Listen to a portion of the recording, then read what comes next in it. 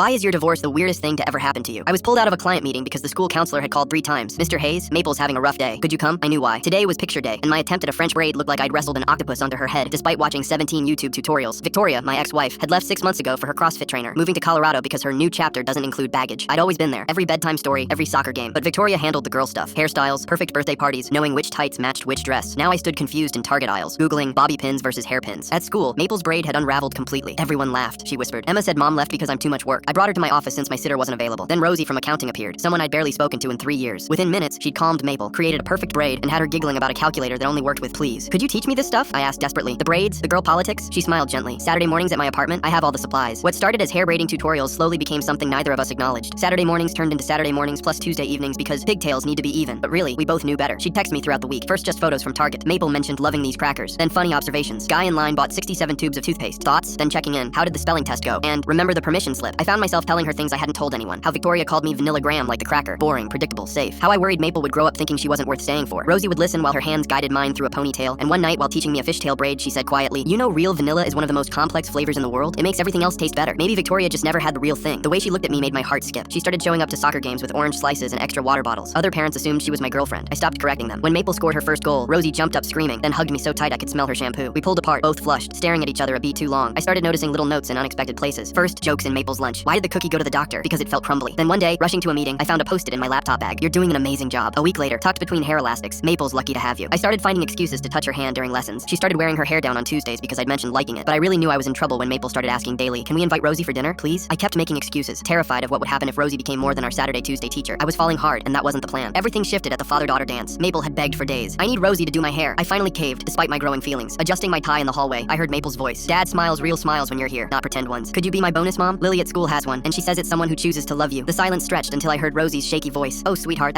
I should go." She passed me in the hallway, eyes bright with tears, and practically ran out. She disappeared for 2 weeks. No texts, no work, nothing. Finally, Janet from HR pulled me aside. "You're an idiot. That girl's been in love with you for the past 6 months. She promised herself she'd never interfere in a marriage. She only helped because she couldn't stand seeing Maple struggle after the divorce." Janet shoved a paper at me. "Transfer to Portland. It goes through Monday." Friday night, Maple and I stood outside Rosie's apartment with a lumpy bracelet she'd made and a poster saying, "We're not good at this without you." Rosie opened the door in pajamas, eyes puffy. Maple launched forward. "Don't go to Portland. Daddy makes bad sandwiches and plays sad songs, and I need you to be my bonus mom because you already love us." I met Rosie's eyes. "She's right. I've been falling in love with you every Saturday morning and Tuesday evening. Every note you hid for me to find. You weren't teaching me to braid hair. You were teaching me what it felt like to be chosen." "Graham, I tried so hard not to." "I know." Janet told me. "You've been loving us all along, especially the last 6 months. When I saw you in that parking lot, trying so hard to be everything for her," she whispered. "Vanilla Graham," I said. "The most boring flavor. Only if you've never tasted real vanilla." She grabbed my shirt and kissed me like she'd been waiting a year to do it. When we pulled apart, Maple held up the bracelet. "So will you be my bonus mom?" Rosie knelt down, sliding it on like diamonds. "Yes, forever yes." I pulled them both close, and for the first time in 6 months, everything felt right. Like real vanilla, complex and warm and making everything better.